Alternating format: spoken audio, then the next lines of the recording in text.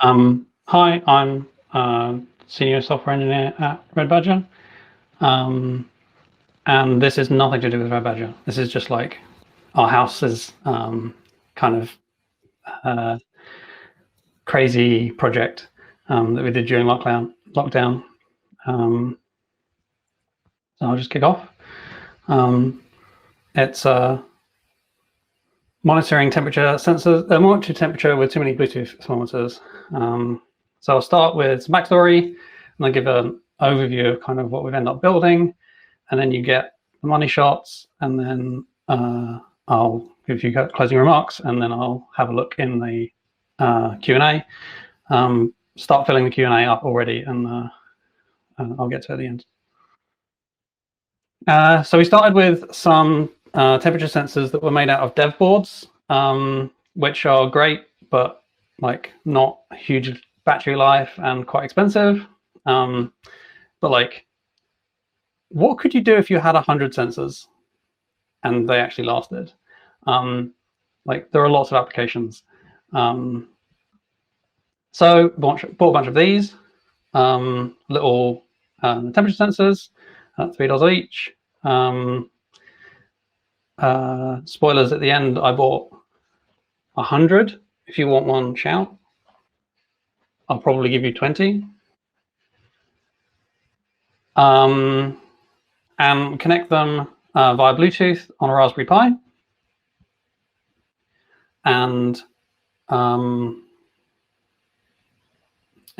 we wrote a little daemon on the Raspberry Pi that talks to the Bluetooth stack on Linux and sends the readings over MQTT, which is like a pub sub service, to a pub sub broker, and then other things read from pub sub broker and, for example, produce Grafana graphs, or the Google Home display in our kitchen can display readings from the sensors as well, which is quite nice. We did it in Rust just basically because it's a toy project, and we both were starting to explore Rust at work. So it was just a good opportunity to like learn some stuff and do something together during lockdown, because we're both quite bored. And it didn't hurt that there's actually, I found a blog post that was basically doing the same thing with the same sensors in Rust, but like not actually publishing it anywhere, just like printing it out to the command line. So it was a good kind of bootstrap way of doing things. MQTT was chosen because Andrew had used it before for other like low power things. His original temperature sensors were using it. He already had servers and infrastructures working. You'll hear something called Homey, which is like a layer above MQTT throughout the talk. It essentially gets you automatic configuration of things. So if you add a device on MQTT using the Homey like protocol on top of MQTT, then you get auto configuration of all of the downstream services without having to talk about. It's quite nice, and the libraries in Rust are quite good, or they were already quite good, and Andrew has already made some contributions to them and to a Homey library that he's written himself. Bluetooth was a little bit flaky. The story was not so great. When we started, there was a library called Blurzy, which was a kind of single-threaded blocking wrapper around the Linux Bluetooth stack, which I'll talk about in a bit. And then, why that's a problem. And then there was BTLeplug, which is a kind of cross-platform thing that, in theory, did all of the platforms. In practice, did a very bad job, especially at Linux. But also, it didn't work on my Mac. But that was, I think, for other reasons. So what happens if you have a Bluetooth library that is single-threaded and blocks for 30 seconds? So here is our Bluetooth library. And here are the two things that we need to do with the Bluetooth library. One of them is publish any readings that we get from the sensors, and the other is connect to all of the sensors that we know about. And one of the things we found was that a call to connect to sensors, or to a sensor, can take up to 30 seconds. And it's a synchronous call, and you can't like just spawn it off in a new thread because of the way that the socket handling works in Bluetooth. Sorry, in dbus, which is what's the underlying thing here. And so you end up with an outage of readings. So you only get your readings here rather than getting them here, which is when the kernel actually sends them to you, which is very sad. So how do we solve this? It turns out there was actually a third way, which is just roll your own wrapper. dbus RS, which is the Rust wrapper around dbus, or one of the two good Rust wrappers around dbus, has some very good code generation. And so you can say, I have a running Bluetooth daemon on my laptop, or on my Raspberry Pi rather, please inspect it and generate me some code that is async. And so we did that. And that meant that these calls don't now block an entire thread. They're just they return you a promise, and then the promise resolves when the thing succeeds or fails. And in the meantime, you can get some readings through. Kind of. In practice, we found it well, the architecture that we went for, we held everything, like all of our global state, in a single mutex. And so like an intermediate step when we were doing this migration is that you get all of the readings, you get all of the events through to your publish readings like async function, but it can't actually act on them until it can actually get the mutex, get hold of the mutex essentially. And so the obvious solution to that is don't hold the mutex for 30 seconds, because that's a bad idea. Only hold it for like the setup to say I am connecting, and then the like the response handler to say like this sensor is now connected. You should be able to receive readings from it, and everything is good.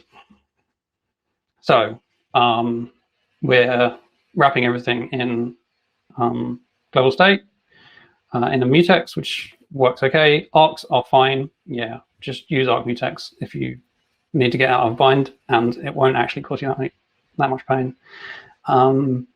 We're using unbanded channels for like receiving events from the Bluetooth stack, and also we're sending things on unbanded channels to the MQTT over the network. That turns out to be fine if you know that you've got they're not going to back up, which we do because we know what the rate of sensor readings is, and it's very small. We also found streams really nice abstraction. So we essentially the reading end of each of these channels is presented as a stream, and then you can do like maps and filters and changing the shape of various events that happen on the stream. And you can also combine streams using select all, which is really nice. 100% would do again. We also ended up publishing our Bluetooth library, and we called it BlueZ Async. And we also publish a BlueZ generated, which is literally just the generated bindings. So it should be reasonably clear upgrade path if we want to switch to a new version of dbus RS, or if the Bluetooth library on Linux, or the Bluetooth daemon on Linux adds interfaces, like keeping up with them, it should be quite easy for us. And Andrew has also been contributing to beta-leplug, which is the cross-platform library. So he's produced patches to use our async Bluetooth library, and also produce and use async trait everywhere for all of the interfaces, which they're not released yet. So don't go looking. If you look on their dev branch, like if you want like a preview, you can just point your cargo.toml at their dev branch and you can get a preview of it. But there's a few bugs they need to fix before they make that. And it'll be a major version bump as well. So wait for that. And what do we end up with? So we end up with graphs like this. So this is just Grafana. We didn't have to do very much work for this. We just put a wildcard in and it gives us all of our sensors. We can tell when it's morning because our heating turns on and the outside things have the outside temperature and when they warm up, they warm up. We also have some from inside our fridge, which is kind of fun and interesting. And we can also export the data and use like Python tools to do like finding trends and stuff like this. So my girlfriend, who is a data scientist, has been fiddling with that a little bit recently. I also gave a bunch of sensors to workmate, and he set up his setup like this. So he has everything local in a Raspberry Pi 4 and a little Raspberry Pi 0. And they talk, so both of them talk to some media sensors, some temperature sensors, and he's also got a little Python daemon that someone has written, someone else has written, to talk to his plants, well, the pots, plant pots. And it goes into the same, like all of the rest of the stuff is the same. Like, so the homey bit of it on the other end is all the same. So you can tell when he's watering his plants because the moisture in the soil goes up and goes down over time, which is quite fun. And you can tell when his dehumidifier kicks in the cellar because it makes it less damp. And also for extra funsies, I got Andrew a joke present in the form of a meat thermometer, which he's dutifully connected to MQTT. So now we have graphs of our roast. So yeah, what went well? I think ROS has been really good for allowing us to separate things out into layers. I suspect that you'll get some more talk about layers from Stu in his talk. But yeah, like being able to have clean interfaces and nice abstractions over them is really good, which happens both in Media Homey, which is our Bluetooth reading thing, and Homey Influx, which is our app for like forwarding the data to InfluxDB and therefore Grafana. I quite like how everything is supervised. So systemd restarts our process if it dies, and so we can just panic, and it's fine. Like it's perfectly fine to panic in response to any unexpected behavior because we know that systemd will bring us back up again. It's kind of like the Erlang philosophy. Yeah, we've used GitHub Actions for like all of our CI, and locally. So my laptop is a Mac. So I've been using cross to do the cross compilation, and cross compiling to the Raspberry Pi was no problem. Cross compiling to the older Raspberry Pi is more of a pain, but Will has sent a patch for that, so you can do that as well if you want. Yeah, I didn't write very many tests. Andrew's written some tests. Like Andrew's code is more well tested than mine, such is life. The other thing that was surprising to me was that Raspberry Pi only supports 10 Bluetooth devices at a time. So I have 100 sensors, but in order to actually read all of the sensors, I would need like 10 Raspberry Pis or like Bluetooth adapters, just because of the hardware limitations. And that's me. Yeah, all of these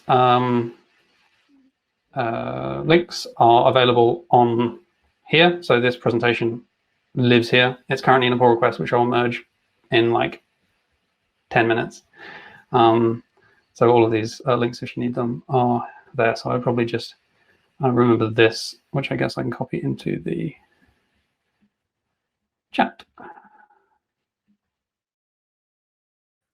Right.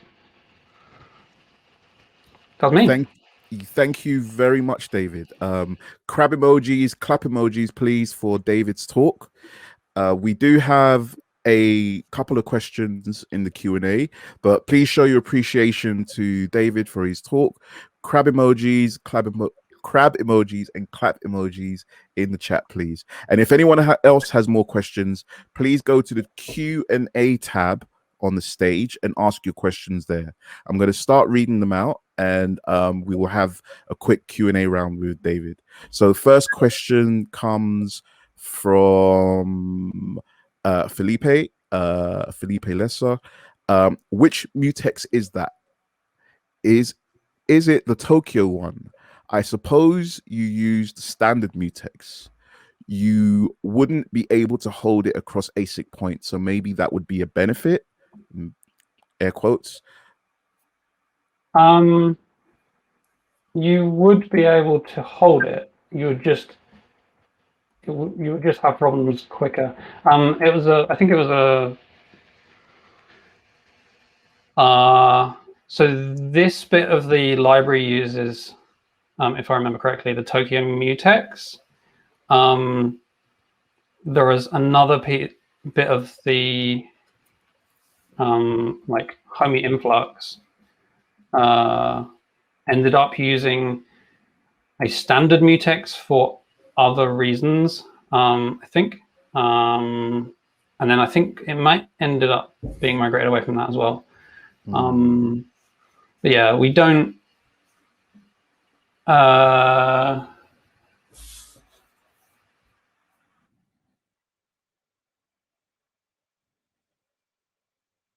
don't think I had any problems holding the mutex over an awake point, but maybe that I've just never used it for that. Okay, I'll move on, I think. Okay. You can look at the code.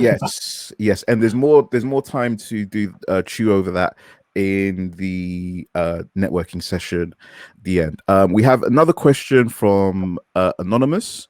Why would the device send readings before connect success is sent? I think connect may refer to a function call or function connect, because there are parentheses at the end of the word connect. So I'm assuming that's either a function call or the function connect itself.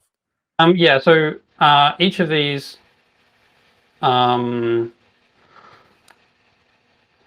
so we get like a fire hose of all of the readings from all of the sensors, essentially. So when you're connecting to sensor 2, you'll already be getting readings from sensor 1. So this is why you end up like with readings happening concurrently from connecting. Hopefully that makes sense. Okay. Another question from James Corbett. You mentioned a limit on Bluetooth connections. Can you make 10 in batch? You mentioned locking on D-bus. Can you try and connect to more than one sensor simultaneously, or is it one at a time? There's actually it's the hardware in the Bluetooth, like the Bluetooth chip that sits on your Raspberry Pi or in your Bluetooth USB dongle, has a hardware limit of, in our case, 10. In Andrew's laptop has a limit of 7. It's just whatever the hardware thinks that it's capable of sustaining. It just won't let you connect to more than that. It will just fail, and you can't actually discover that ahead of time. It's just you just have to like watch them fail, and then you disconnect a couple of sensors and do things. If you wanted to get around the limit, there's a couple of ways. One of them is you could like have a kind of round robin where you just connect to like maybe 5 at a time, and then disconnect when you're done reading, or when you're happy that you've had enough readings, and then reconnect in like 10 minutes time. In our case, we actually just get a stream of readings. So that's like once every 6 seconds we get a reading from the thing if we are connected. The other way is you can actually flash some custom firmware on these things. Someone has written some that just broadcast the current temperature. So you can, I don't know quite how to do it, but this is something that came up when Andrew did this talk at Google, was that someone has these. And yeah, you can just listen to the Bluetooth broadcasts in order to get all the readings, which would be another way of doing it. Okay, I'm going to ask one more question and then bank the other two just for time purposes and to make sure that we continue because we have a lot of speakers. It's going to be Richard's question. Have you explored programming MCUs? I'm currently programming a Pine Time Cortex M4, I think. And I'm having a lot of fun. Very excited about using an async executor for concurrency and sleep on idle. So related to this is a project that we started to fly a kite using a hoverboard, and that has a Cortex M3, I think, in it, or a pair of them. If you want to have some fun with kites and you live anywhere near